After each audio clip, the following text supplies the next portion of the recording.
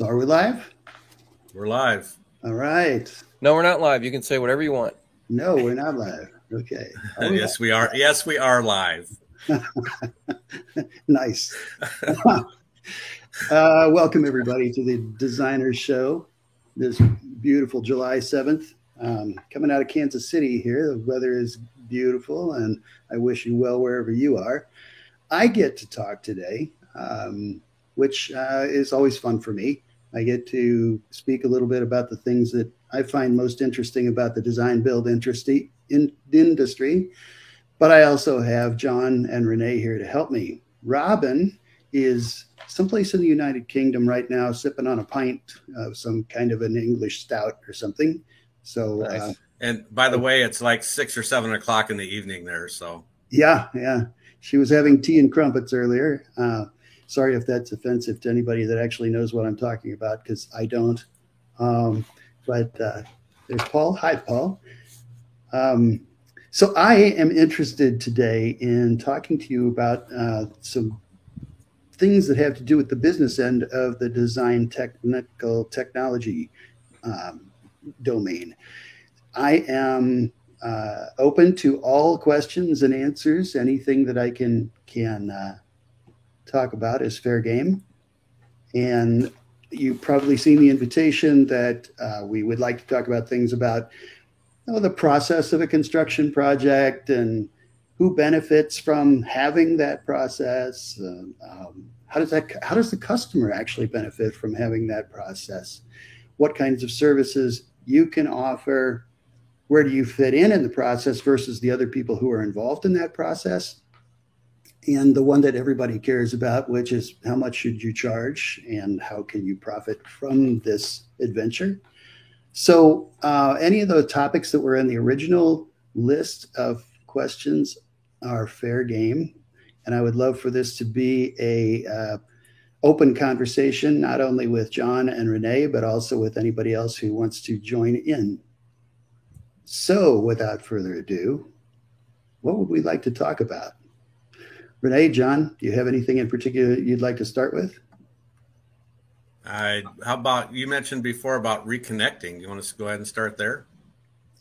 Sure, I would actually. I miss everybody. We had a great summit in February, and I thoroughly enjoyed that. Sorry, I lost my screen. I thoroughly enjoyed that 2 weeks that we had there, a week for each of you in attendance, but John and Renee and I were there for the whole 2 weeks, made some great friends and some great networking. But as happens with these things, they kind of fall away as we get back into our daily lives and we start missing each other. I know for me, I miss all of you. So before this meeting, I decided I was going to just open up the possibility of reconnection. I created a simple Calendly post or Calendly link that did we get that, John? I'm going to see if yes, I have it right here. Okay, good. Actually, share my screen. Actually, go ahead and post it again, and then. Okay, there it is. So the link that's popping up from Dan and Renee, which is in the chat stream over to the side of your screen, is just a calendar scheduling link. And I'm inviting you all to make a connection with me.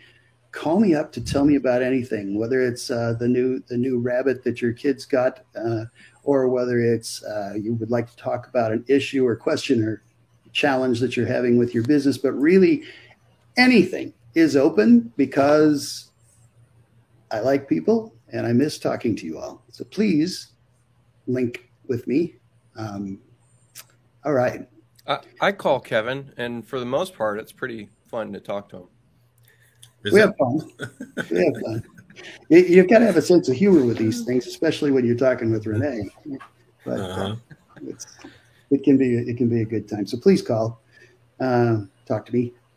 There's a good question on the screen here for you, Kevin. It's from Nikki Kelly. Morning. I'd love to hear any of you talk about how you juggle scheduled projects and how you like to plan out your year. I think that's a great place to start. Some people have projects that are massive. That these are things are going to take over a year just to get planned and scheduled. Other people have projects that they're scheduling, 4, 5, 6, 7, 8, 10 projects a month, and it's going to be a very different process.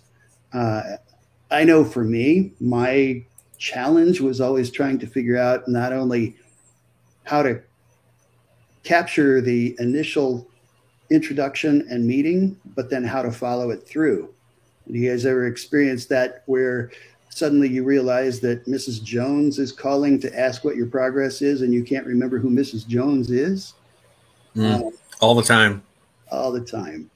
So that one, that idea of how do we get control of this? There are CRM tools out there, customer tools out there that you can keep track of the sales cycle. There's very expensive processes like sales. What's that product called? The big one. Buildertrend. Buildertrend. Salesforce. Yeah. Salesforce, Buildertrend, CoConstruct, but it is no more. And JobTread, things like that are built specifically for maintaining your workflow from beginning to end.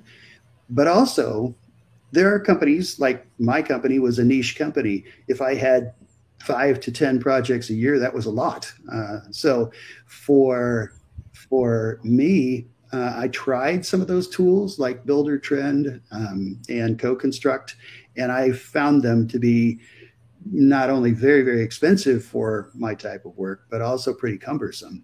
And I was able to look at that as in a different way, where I would use a hierarchical checklist, or I suppose you could even do it in a spreadsheet, but a simple way is keeping things simple, where you can simply move through the phases of a project from the initial introduction to from the client call to the initial introduction to the follow-up to whatever. I could just take that line in my chart and shuffle it forward to bring those things to always maintain a list of what's current and what's coming. So that gets me through the immediate. That gets me through the present workflow. There's also then, how do you look at that over time? What does that mean to you over the course of 6 months or a year or whatever you're planning for? A lot of us have seen work this last year or two that was pushing us out to where we're scheduling for 2024 in the beginning of 2023. So we have to be able to look at that and not only project the time, but also project the value of those opportunities and where that was going to benefit your business down the road. That allows you, by doing things like that and looking at things that are a year out, 6 months out, year and a half out, it enables you to look at where you want the business to go or not go in that time, and be able to be more selective about what you take. If you've got business 6 months to a year out, you can be more selective. If you're looking at business, a year and a half away, you can choose what you're going to accept or not accept to put on the list in the first place. Those are all. I have a question. Yeah. How do you keep the people that you've scheduled out a year and a half engaged with you? What Good do you do question. for that? Yeah. Well, you definitely can't say, I'll call you in a year and a half. Exactly. Yeah, that doesn't work. But you can let them know. Initially, I always would want to let them know that, sorry, I just ran over my dog. Sorry, buddy. You want to let them know that you are scheduling that far out, and is that going to be okay or not an issue? Because all things being fair, you completely understand if that doesn't work for them and they need to consider someone else. And by the way, I'll even help you find that someone if it helps you. Right. I'll add to that. I tell clients that you need a hard start date.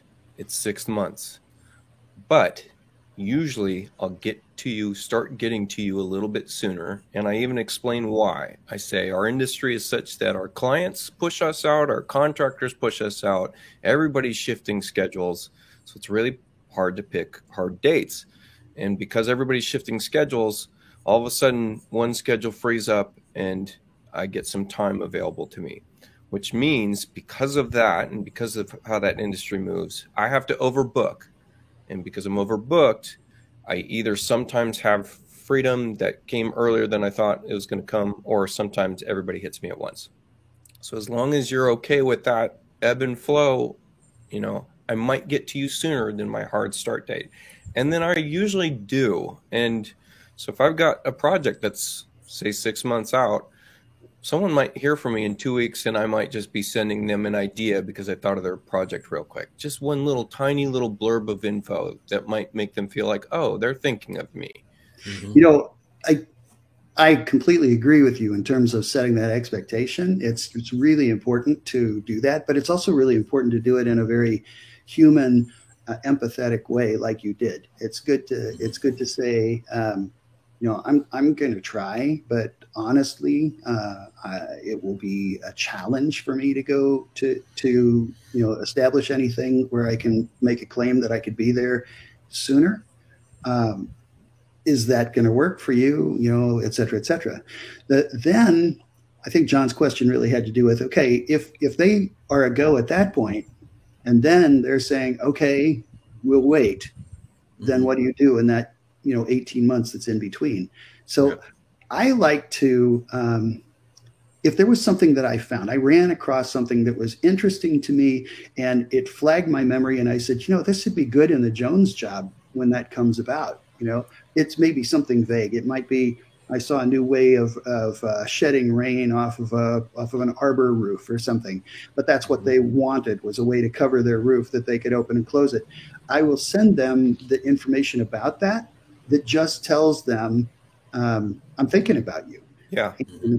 And what happens with them, the perception, I think, from people is that you care and that you actually understood their needs and you are solidifying your relationship with them. Mm-hmm. Got a question here, and I want to mention one that I know that I forget to mention in all shows, which I know might be helpful to people. Zendesk bought a software called Cell, and it's great for individuals, certainly can use it, but for the teams out there, I know that it has the option to track your phone calls, and it is looking for your clients. And so it will track not only phone calls, it'll track all communication, text, phone calls, emails to your client from any team member. So that if you're someone that's trying to just wrangle in your whole project team and figure out who's contacted who when, it will track all that for you. And I mean, that's one. And I feel like every one of these softwares requires another software to get all the things that you want out of it. And that gets really expensive. But so that's my take on that. Someone else mentioned, have you thought about Houzz Pro? If Robin was here, she would say no. And I would agree. I haven't been a fan of it. Yeah, you'd agree too? Yeah. And I dropped mine quite a while ago. And then I'd let you guys take the floor on this if you have any other ideas on this one. On the project. So the cell one you mentioned, Renee, it's an app, right? Yeah. And is it SELL or CELL? I think it's SELL and it's Zendesk. And I mean, it's supposed to be sales CRM tool. I just know that my old company used it to track all communication to clients, and that worked really well when you couldn't remember when you talked to someone and where you talked to them. Because nowadays, clients get me from Facebook Messenger, they get me from text, they get me from email, they get me from all kinds of things. And tracking that data, it can be really challenging across, so many clients. Not only for your own memory and your own sanity when you're trying to talk with someone, but also to register and record and measure where you're getting your interest from is also very important, which is the reason that I dropped what were we just talking about, Houzz Pro. It was beautiful for window shopping. What I did was I had a time in there where I had tens of thousands of people that had seen and captured my work, but I probably got all of about 2 real physical leads out of that. And what that really meant was I was giving away everything that was my competitive advantage to everyone else who said, "Hey, Mr. Builder, build something that looks just like this." So I would prefer, especially if you've got a competitive advantage in the form of something aesthetic, I'd prefer to protect that a little bit. I'm sorry, back to the links, back to maintaining your connections, where they came from, and how to keep your sanity. There, like you said, there are so many possibilities now that in my single line checklist, I record who that is, what it was about that project that I found interesting in that initial conversation, what that person's real pain point was in that conversation, what are they seeking, what's their time frame, what's their anticipated budget for that project, and something about that connection, whether they found me on Facebook and we have decided to stay in touch that way, or whether I'm supposed to call back in 3 months. All of those things help me when I go back and look at that list to remember what I'm supposed to do with that list. You're kind of tying into what Jeff just said here. What did Jeff say? Yeah, there you go. Yeah, and absolutely. I know this is strange, but I don't understand why tools like Google Calendar don't have the ability to take something that is a task and make it an event, or something that's an event and turn it back into a task. I tend to walk down the street, think of something, throw it on my calendar as effectively a to-do. But I'm thinking, if I put 10 of these to-dos in there that are all separated by 30 minutes apiece, that is a full day. And then they don't get done that way. So I just shuffle them to the next day on the calendar and shuffle them to the day after that on the calendar. It works like a to-do list, but it sure would be nice if these tools allowed you to bounce things back and forth between a real task list and an event, but they don't. So that remains a challenge. Sometimes I use what I call the hot client method, and it's not as fun as it sounds, but it's who's giving me the most heat at this moment. That's what I should work on. I like the name, but yeah, I think that used to be called the squeaky wheel. Let's hope they're not hot under the collar completely. Yeah. My previous company, I was literally called the grease man for the squeaky wheel analogy. Nice. That was my job. I can see that. I've seen you fairly greasy at times. No, Rene's a great guy. Have the most admiration for him. If I abuse him, it's only out of friendship. Likewise. So let's see. Someone's asking, can we explain why we don't like house? It sounds like they're really considering, going that route. And, I would always encourage someone to give something a try because things change. And it's different for different areas. I didn't like it before. Maybe it's improved. Yeah. Different areas have better success with it than other areas. It didn't work at all for me. And I think different genres also have better effects than others. Yeah. I think if you're interior design, you've got, it's a great tool for that. I didn't find it to be particularly good from an architectural design standpoint, and I found it to be very expensive. Double whammy. Like the client, the type of client I was getting from it. Well, and no offense, everyone. and you can specify what you're looking for in the clients. But if you don't, for instance, our work was never simple. Everything that we did was very complex, very kind of over the top. And all of a sudden we were getting deck requests. I mean, basic deck requests, like a deck replacement or whatever. We were getting those 5 out of 6 of the times that they would call it's about a deck. I don't understand, why am I getting all these deck requests when we're specifically looking for large scale projects that are $100,000 and more? And all of a sudden it turned out somebody on their end, whoever our current representative was, had changed something in one of the specifications for us. And suddenly we were getting all of these other things. So you have to keep up with that. You have to stay close to your sales representative. And that sales representative, you have to understand also, the one that you got introduced to yesterday started the day before that. So they don't know a whole lot about what they're working with either. And like any of us, when we start a new tool, we make a lot of mistakes. So you have to stay up with things like that, no matter what service or tool that you pick, and make sure that you're getting out of it what you're expecting to get out of it. Okay. I have several people mentioned using Buildertrend, and that brings me to a thought that I want to share, which is Buildertrend can be great, but the cost adds up pretty quickly. And for a small firm, a lot of times it doesn't make sense. And what I would encourage is, I know some of you out there may have, or some of you out there may know someone that may have had a software built for you specifically for your construction team that caters to your needs. And a lot of us out here have those same needs. And this is part of being in an asset pool, is let's get everybody in touch with someone that might have already invested in a system that works very specifically to what we do.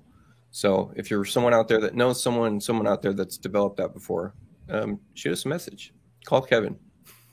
Yeah, call Kevin.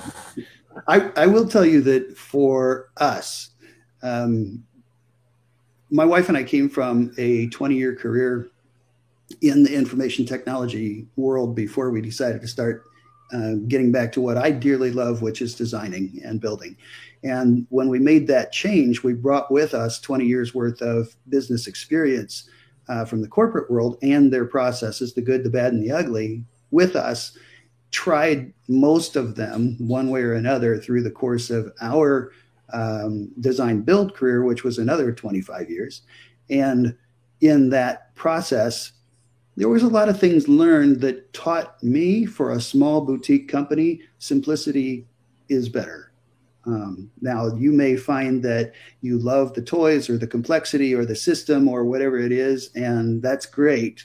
But it seemed to me that every time we tried anything from Buildertrend to JobTread to Co-Construct to whatever product X was, what we found was that you pretty much have to hire somebody full time to keep up with the software.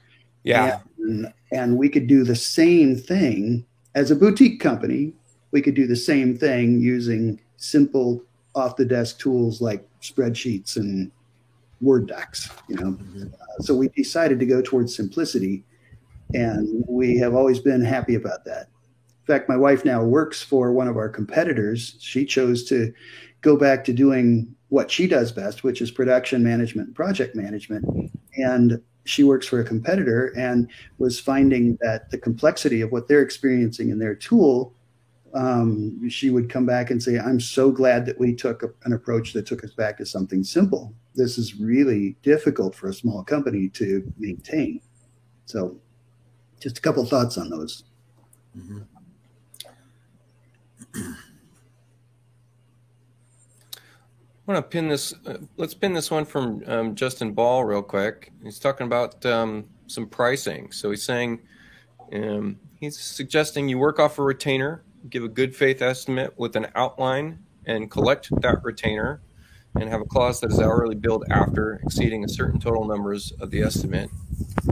And then if you get objections for that, do a flex cap, which is client share and risk 50-50 if refund under the estimate, shared 50-50 if over the estimate. Take this and give 3 options in one contract: a fixed price, a time and material on retainer, flex cap. I know that I don't like billing straight time. So if I'm billing straight time, I'm going to be really clear that I collect a margin on that time, and that margin changes over different periods of time. I like that approach. Justin, I don't know you, but I'm just going to guess that you're probably more of an A-type personality than a B-type personality, that you are able to look at those kinds of things and break them down into a system and act on that system. And if you're that type of personality, fantastic. I know Renee, and I know that for him, he will just as likely find himself at 4 o'clock in the morning working on a project as he will at 4 o'clock in the afternoon. Consequently, his time recording abilities give way to his passion, and his passion puts in 10 times the hours he's going to bill for no matter what. So I know that because I follow that same pattern, but not to the point of his obsession. So I think if you are somebody that does things systematically, you can look at some very specific processes like that and execute them and be able to do everything that you hope to. For the rest of us mortals, I found that my main intent was to do value accounting and look at what I was providing for the project and feel good about it. And if I could feel good about that price, that's what I charged. So that allowed me then to not have to record specifically what I was doing every minute. It just said, this is what I'm going to charge you to do this project. And if I got that amount of money, I was happy, whether I was working at 4 in the morning or 4 in the afternoon. Actually, I still follow that deal. I still design. I'm still designing. I've got 4 projects on the table right now, but I follow that method that I just charge what I believe it's worth, and then I'm happy. Yeah. If Robin were here, she'd be like, no, charge every hour. I track every hour. Like, man. But she's very much process oriented and very much an A-type person. So it works for her. And that's great. That's great. I can't say that one's better than the other. I do say, I read into that first part of your comment, Justin, I read that you do things on a retainer base, and that implies that you've learned the lesson of giving away your intellectual capital. And you should never give away your intellectual capital. That said, it's hard to do because no matter what, when you're sitting there at that first meeting, you're giving away something. You're allowing them to see into your head about something. But when it comes down to something that you're going to actually spend time producing and handing off, that is always done under contract, and it's always done paid first and given later. So I redid my contracts this last week again for a troubling client. Someone earlier in the comments said that they had a really tough week. They got fired by a client and they ended up firing a client. I was very close to doing the same, and now I've adjusted my contracts, and it's all experience based. And as soon as you run into that issue, go make some adjustments in your systems so that you're covering yourself, because it's impossible to know, even with historical data that's 15 years running long, it's impossible to know when you're going to run into that client that goes over your limits and you don't have any way of capping those limits, right? Yeah, there's nothing like experience to teach you wisdom. Yeah. And then this is Mike. Some builders make life hard by telling clients the design will be free if they will go with that builder.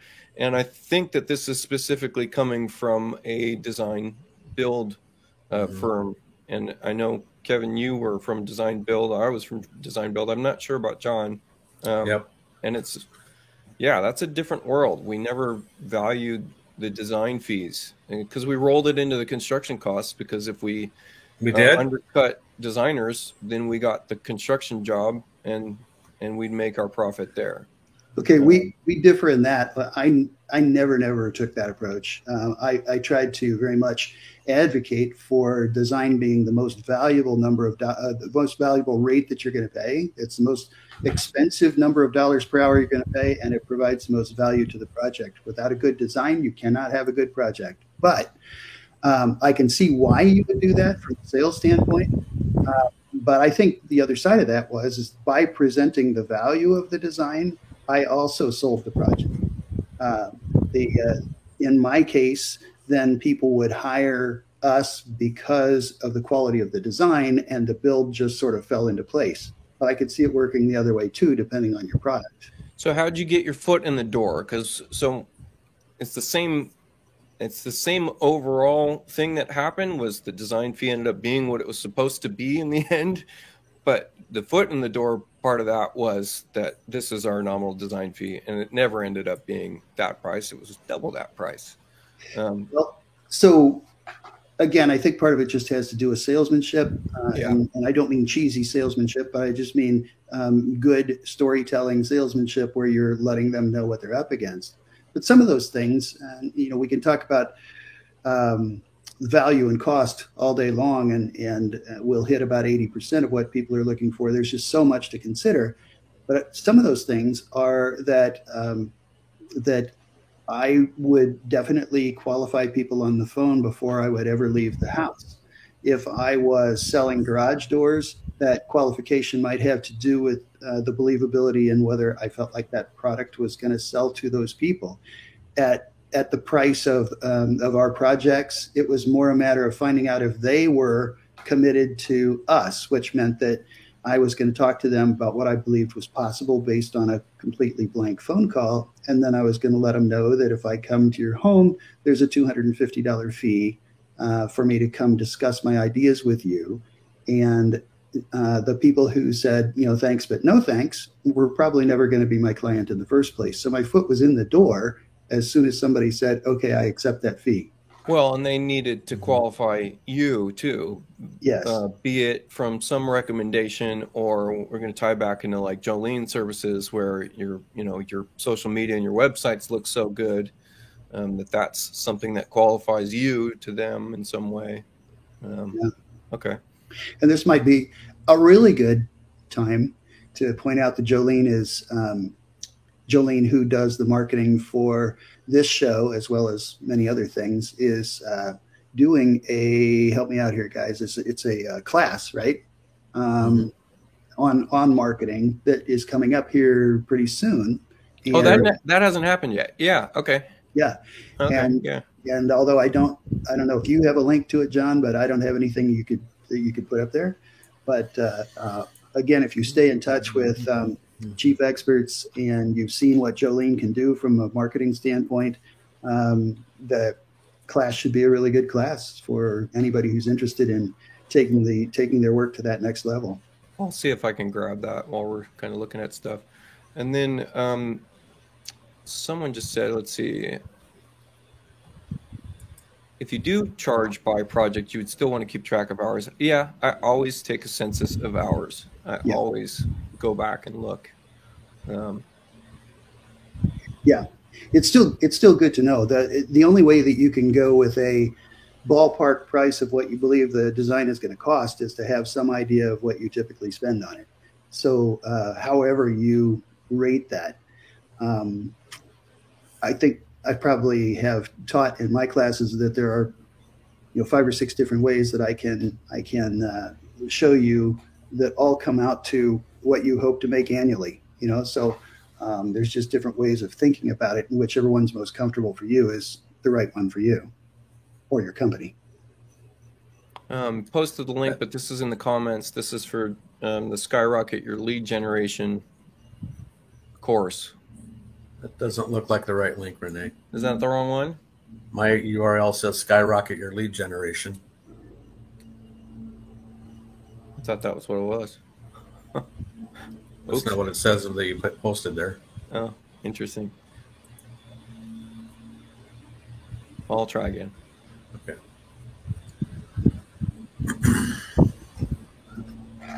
So we got avoid desperate flippers. I was lumped in the subs with a 60-day payout after sale. Say, for the guy, he thought it was king. He's always got some flavorful comments. We got to get him out to one of our events. Yeah, we did. Are you coming next time, Mike? It's we're doing the annual summit again in late February. First week of March. First week of March. I think that's what it is. Especially some of you regulars, you should come hang out with us. You'll learn a ton and have a great time in the process. I got a comment from Norman James, and I'll comment to this. Charging for the hour can be great, but for Renee and most people, does not reimburse that many hours of time learning the ability to be super efficient. I do separate some amount of time on every project and designate it as overhead, where the overhead is me improving my systems so I'm more efficient for the next project. And over the last 2 or 3 years, that percentage of time spent improving efficiency has grown versus the percentage of time working. And the capital is the same. So I'm not making any more than I did the previous year, but I am faster. So at some point, maybe I'll stop working on becoming faster when the rate of return dwindles, right? And then just get to the grind and push through more projects. Well, or spend more time considering what I'm working on. As I pointed out before, I will never, John will never, and none of you will ever reach Renee's level of obsession. So, so the idea that he will ever stop working to become more efficient is insane. I believe the comment you made at the summit last time was, if you have to hit 2 keystrokes instead of 1, then you're going to find a way to reduce that.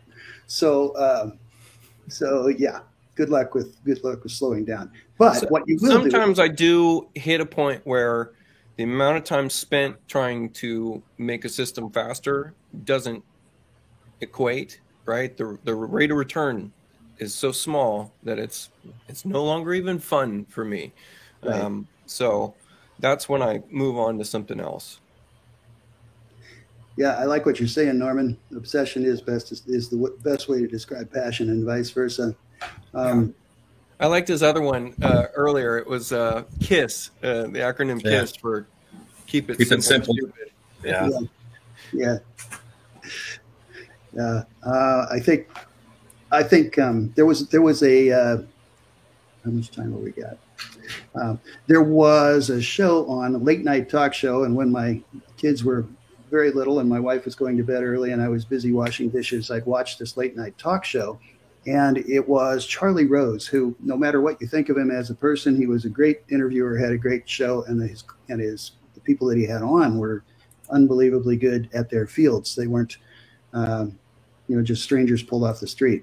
One of them was a photographer, Cliff something, a world-renowned photographer. And when Charlie asked him in the middle of his interview, what is it about people like you like you that make you as good as you are? What makes you different? And he immediately responded without hesitation, obsession. And I so agree with that. I believe that obsession gets a bad name when it's tied with the other letters, and it's suddenly it's tied with C and D, and it's now called a compulsive disorder. Then it might get bad. But if you just look at it by itself, I don't consider it a disorder or compulsive. I just really like obsession because it allows me to go deep into the things that I want to go deep into and become very, very good at those things. So I celebrate obsession, and that's a flag I will carry to my death. Feel free to chime in and agree with me, Renee. You're hanging me out here. No, I was just, give it a little pause. I was just letting it sink in. It was just seeing where it took me. So this is a really hard question here, but do you want to tackle it? Sure. Can we get more exact? What should you charge? Exactly what you're worth. If you are worth $15 an hour, charge $15 an hour. But if you look out there and say, I'm not charging enough, then you're not. So if you believe you hit your number and you're comfortable with that, and that number will change over time. If you're new into the industry, your number is going to be lower than somebody who is experienced and has developed efficiencies and processes and things to do the same task in less time or with a better effort. So the answer to how much should you charge is going to depend on what you're trying to do, what you're trying to accomplish, and what the market will bear. But I will suggest to you. Say that one last thing. What the market will bear is a really good point. Yeah. Because I will suggest to you that the nature of a designer and the design build business is that our personalities are not charging what we're worth. Just as somebody said, Renee was talking about how they might underprice the design in order to build it into the build contract. Somebody else said it devalues the designer. The common thread there is that people in this industry tend to not charge as much as they should for what they're delivering because the public doesn't perceive it to have that kind of value. I think the key to how much you should charge is to learn how to promote your expertise in such a way that you built the value into the conversation. Which would bring me to, what did you do on your last project to set yourself apart from anyone else that client has ever worked with in any industry? Why was your service so nice to them that it would stick in their mind and may recommend you, right? And I mean, that's a big thing to me, is how well are you treating your clients that they might go tell their friends that might want to go hire you for their next project, if that's what your business model even is. I used to deliver something completely unexpected with every project, something that the client didn't even know they were going to get. I would deliver it as a part of that project. And, suddenly they got a handmade, polished zebra wood countertop between their vanities or something that they didn't even see coming. And it would so floor them that they still talk about it 20 years later. Those are big deals. Or I would give my clients a case of wine as a parting gift or something like that. Just things that do set you apart. I think when you look at that, like, what did I do that set me apart and made them want to call me again? One client at the time that we did this project, as he wrote his last check in the driveway, he said to me, he handed me the check and he said, if you would have told me ahead of time that you were going to triple my budget and I would still like you, I would never have believed you. That's great. That's a great one. but there we were, celebrating and having a good time. And that we had just finished a $455,000 basement finish. And when we went 2 years later, when he decided that he wanted to put $1.5 million addition on his house, guess who he called? Even though I had tripled his last budget. So it's important to, how do I say this? Confidently, eloquently, and persuasively put your value out there. Yeah. Here's a thought. I was more interested in being a craftsman than I was in being a businessman. And I think it's the same way for designers sometimes. And you kind of had this happen to you, Kevin. If you can get somebody between you and the price for at least a short season so that you can get that done, I think it would help a lot. Later on in my career, I thought, man, I should have had somebody in between me and given the person the price that I could lay this off on. My boss says I can't go any lower than this because I was always interested in the craft, Yeah. And you had that happen to you with your friend that said you're worth $200 an hour or whatever it was, Yeah. You got somebody in between you and the price, and it encouraged you to get going there. So find somebody that you trust that has more of a business mind, that knows what kind of money you have to make your business successful, not your craft, but your business. And I think that would be very helpful. That was a beautiful segue to me doing a plug for myself. That is what I am doing these days, is selling my services, basically selling the wisdom that I've gained over 4 decades of doing this kind of thing to help people who are trying to figure out how to do this kind of thing. So if I can help any of you, please call me. Please check in with me, and I am a possible option for you. Yeah. Link your website. We need your website clicked onto the screen. Dang it. We do. Yeah. It's actually it's up there, isn't it? Isn't it? It's part of the. You put it in that comment. It's part of your email link. Yeah, I may have. Designbuildmentor.com. Designbuildmentor.com. That website is under construction, but the email works. So send me that. My existing website under my old company name is out there as well, CHC Design Build. But if you just put something in the comments or send me an email versus that to that same address, Kevin@designbuildmentor.com, I'd be happy to call you up and chat about it for a little while. I see this comment here. A number of my projects are on a hillside. How can I incorporate designing retaining walls into my contract? It seems that clients are so used to receiving quotes based solely on the livable area. And I got a little quick response to this. Make a separate contract.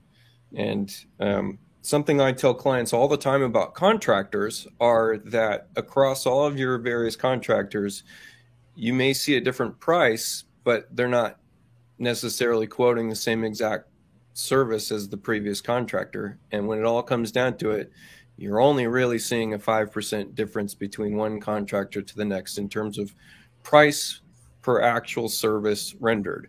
And so the same goes for us as designers or draftspeople, etc., is that the difference between one of us to the next is not going to be that substantial. You're still going to get the same service for a very similar price. And so making that clear to the client is helpful. So in that case, you're selling you, right? It's do you want to work with me? Because my price isn't going to be all that different, regardless of what it says on the sheet. So if you think you're getting a different price from someone else, I encourage you to come back to me because we might be offering different services in our quote. And so an easy way to do that is just let's break up the livable area to the foundation wall. But by the way, we have to build this foundation wall. So I encourage you to go get a similar quote. Well, I think you can definitely do that if you want to isolate that. I think that is a fine method of doing it. I also think that you can say that this number is unknown. You can put an allowance in if you have any idea of what that allowance might be. But when it's unknown, tell people it's unknown. Let them know that, if you are relatively new in this business, your tendency is going to be to say, I think I could do that for $20,000. And when it turns out to be 60, it ate up your profit on the entire project. So I want to ask you, what do you do in that scenario? And I also want to share something because I'm going to forget it if I don't. Okay. I'm on a big hillside, and I'm in Oakland, California. And Oakland, not recent, maybe 5-6 years ago, put in a property tax for any undeveloped lots because we're trying to get more people stuffed into Oakland. So if there was an undeveloped lot, then you got charged $6,000 per year for that undeveloped lot, whereas previously you weren't getting charged even remotely close to that amount. So suddenly you have to develop these lots. And some of these lots, especially on my hillside, are so steep that the retaining walls used to build them need to be 30 feet tall and hold up the entire hillside. And so they had to build a couple houses down underneath my house, and it ended up being that the first excavation team walked off the job. They're like, we're not doing it. It's not worth our lives. The truck's about to tip over.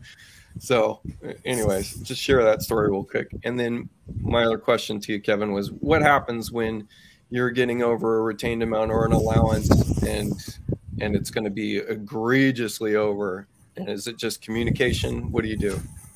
Well, definitely the communication. But if you've gotten to the point where you were that far off, something didn't happen in the right order to begin with. So if you, for instance, say, this is what your house is going to cost to construct, or whatever it is it's going to cost to build. By the way, it's going to require us to do some pretty major work off of the hillside in the backyard or wherever it might be. We should get those costs before moving forward. From this what the costs of the construction are, unless something changes based on that hillside. But we should get those costs so that you're not surprised in the end. Usually they love it when you're willing to go out on a limb to help them. And I believe in doing that. You should go overboard in whatever you can to help them. Not plan on every single hour that you spend being compensated for. Sometimes the best hours spent are the ones you're not getting paid for. So Kevin, what happens when I love Tao? I want to work with Kevin, but I have a project that Kevin has never even come close to before. I'm going to make you design an elevated, gorgeous looking boat dock. And you don't have any historical data for that. You don't know what the hell that entails and how to price it. What do you do? First of all, thank you. I'm looking forward to that.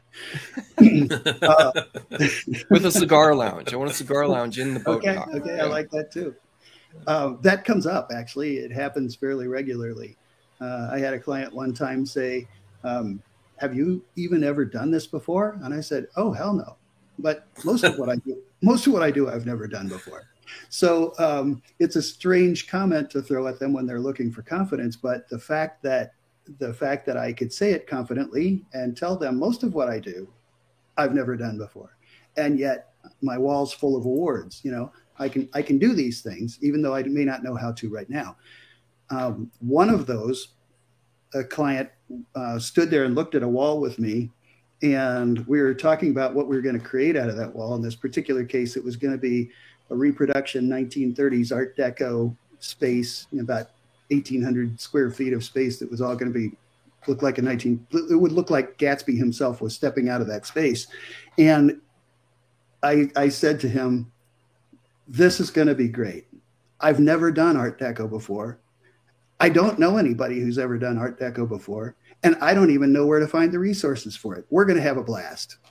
And he just kind of chuckled and said, okay, you know, if you feel okay about it, you can do this. And I said, oh, I can do anything. It's just a matter of trying to figure out how. So it wasn't so much that I was being arrogant or pompous. It was that I was being confident and just saying, I love to explore new things. I'll go after this with you. You know, let's do it. So then how do you price it? How do you figure out what to charge? And then I'll give you a backup question to that. The inverse. What happens when you're on your millionth subway tile request and you want that same interest and intrigue in the project and make them feel like the subway tile is innovative and new and it's going to be amazing for them? Yeah, the fact that it's called subway tile and originated in the subways shouldn't be a clue at all. But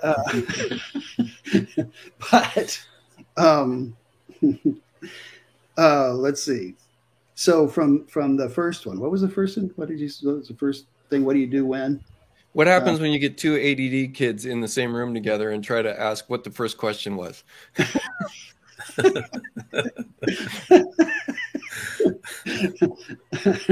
Guilty. Run with whatever at this point. Just go. I'm sorry, everybody. I really have just followed Renee right down the rabbit trail. This is usually when Dan comes in the room and goes, will you two like button it up, you know? Okay. Does anybody remember the question? Passion and focus. I think that would be two trigger words, you know? How do you get passion from something that you're not initially passionate about? Oh, that's a rough one. But you can create passion. You know, you can find passion in something and offer it. If somebody chooses not to accept it, I had a client who literally, no matter what I presented, every time, without hesitation and without fail, chose the opposite as what I would have recommended. In the end, it felt like I was building a before picture. But she was thrilled. She loved the result, and she was happy with that. So it was hard for me to maintain passion about something that I couldn't create passion in. But that's the exception, I think. Most of the time you can find something. It might be a single element. It might be something that's just like, I'm going to do this one really beautiful thing over here, and it's going to be great. The other thing, that was finding passion somewhere. The other part of the question has start to generate passion by developing interest. Yeah. Every Yeah. project matters. Every person matters. It does. And the other thing is everybody has the right to dream. There are people with lots and lots of money who can dream really big, and there are people with not much money who a small thing is still a great dream. It's a dream is going to change their life. And so you can find passion in that, no matter what. Just knowing that you're going to change, you're going to rock their world, you're going to change their life. It's just on a lesser scale than building an Art Deco basement for somebody. I like to think that there's a ceremony that is a kickoff where I get to decouple my brain from all of the paperwork and the communication to even establish work, right? Which, feels like it's a grind and feels like it's droning on. And then there's that kickoff moment where it's, hey, we get to start doing something interesting or fun, right? And it should feel like ceremony to me. It should. That makes a big difference. It should. I think one of the other moments that I treasure in a build is the moment where you can no longer see what was. You can only see what will be. I love it.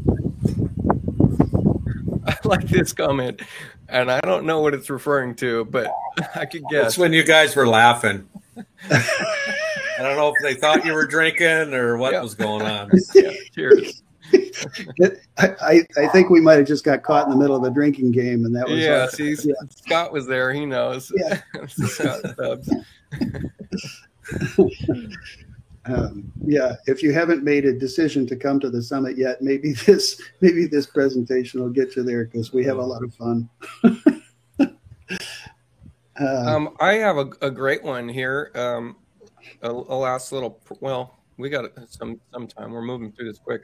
Mike said, "Good question. I have no passion for rendering." Mike sent me a referral to a rendering job, and I bumbled that client. By the way, Mike, and I have not told you that because I got into a stream of vacation, and I have to figure out in the designer show. And I'm putting it out there. I did. I absolutely did, and that happens. And sometimes I drop the ball, or I don't make all the connections, or what do you do when you feel like you want to reconcile, and also there might be the case where you don't really want that job, or there might be the case where you want that job, but you did bumble it and you want to recover and handle that. And, how do you deal with those kind of situations? I feel like it's inevitable. I answer millions of emails a year, and things get missed. And go by. It's human nature. You're going to mess up. Yeah. I think for those who haven't, for those of us who have, and I know I've messed up my share, you understand that it's inevitable and there's nothing you can do about it. For those of you who haven't, understand the same thing. You're going to do it. It's inevitable. When it happens, don't let it crush you. But also, don't take it for granted either. Recognize it, understand it, apologize to the people who need to be apologized to, and make the amends that are necessary. Mm-hmm. Sometimes the bumble is your fault. Sometimes it's a matter of circumstance, but you're still the one with egg on your face. So we had 3 projects one time going at the same time, and the cabinet maker fritzed out on us on all 3. The cabinets were due like 1 or 2 weeks apart on each of the 3, and he didn't deliver. So we suddenly had egg on our face times 3 and had to go back to the clients and face that. And it's not pleasant, but if you are empathetic to their concerns and if you are sincere about what you're saying, they tend to understand. They tend to give you that. I've actually had to ask a client before, will you let me prove myself to you? I have screwed this up, and I know that it's caused you to feel uncertain about me and my abilities. And will you let me prove it to you? Because if we go on this way or we go our separate ways, you're never going to know that I really am the guy you thought that you were hiring. So I would really, if I can make this up to you, I will make it up to you in any way I can. So it's important. I added some things to my contract this last week, and it prompts the question for me. Do you sit down and review your contract with your client? Yes, it doesn't always work. You should sit down and review your contract, but sometimes the client is in a hurry Sometimes the client is pushing you out the door because, yeah, I've seen a million contracts before, I don't care. They're also going to read that contract a day or two later and come back to you and argue some points about it because they didn't agree with these things. So you should. But I believe also legally, I don't know that if you were held in a court of law that someone would completely burn you about this, but I believe that they would push pretty hard that you were negligent in going through the process you should have by not being a contract with them. They need to be signing off on each page that they've read that they read it.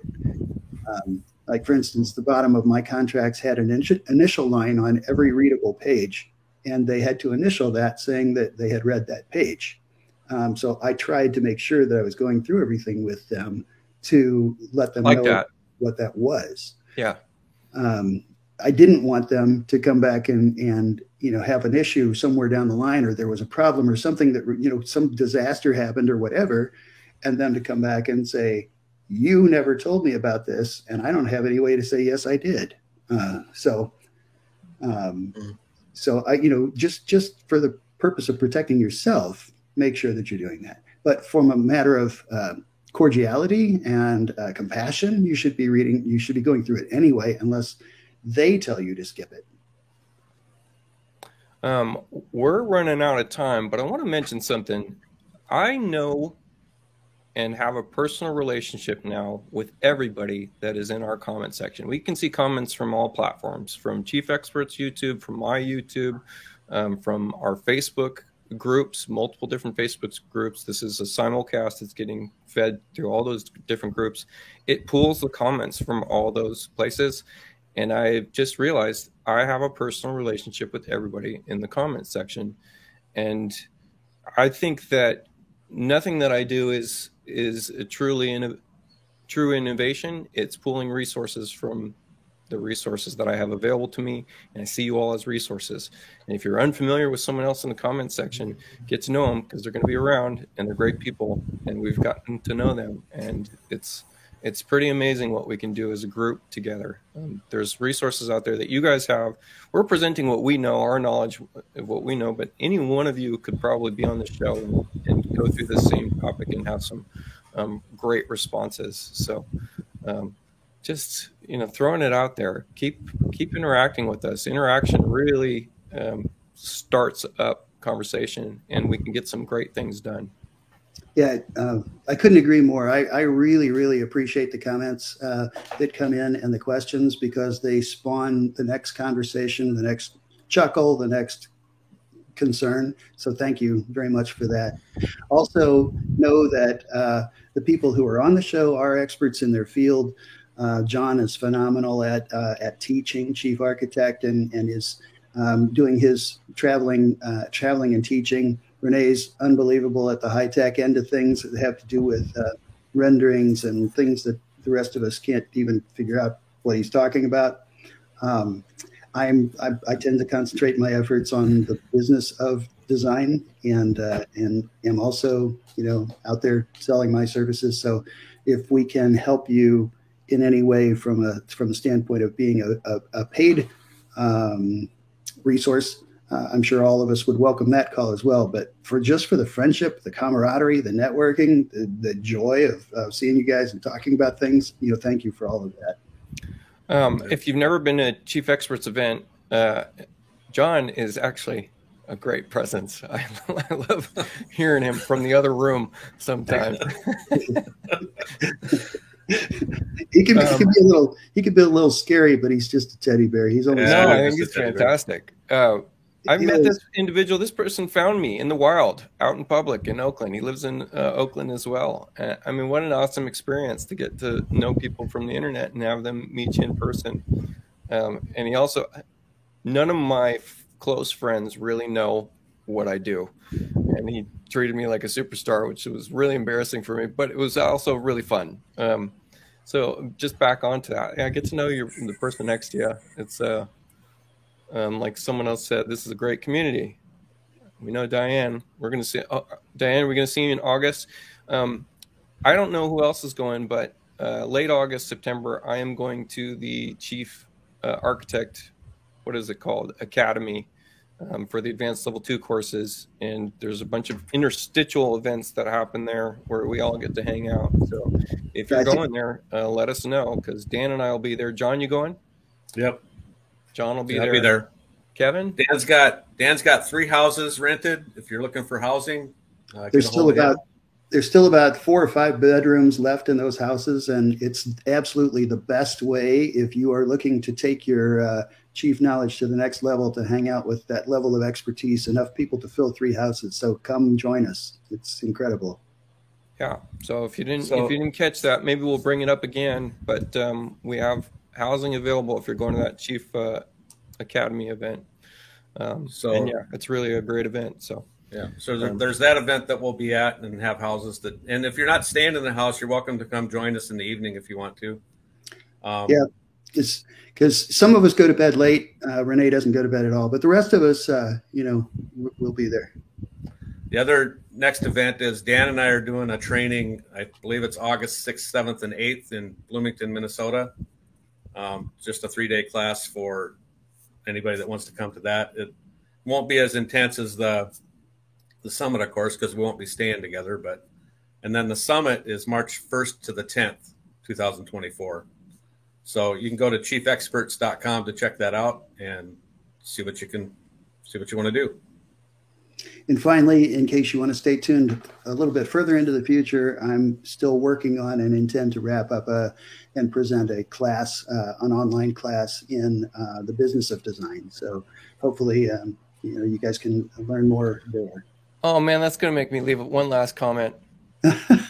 If you're ever worried about making the perfect thing to publish, to put out there to the public, to initiate, you're going to drown in the pursuit of perfection. Get it out there and then add some revisions, Kevin.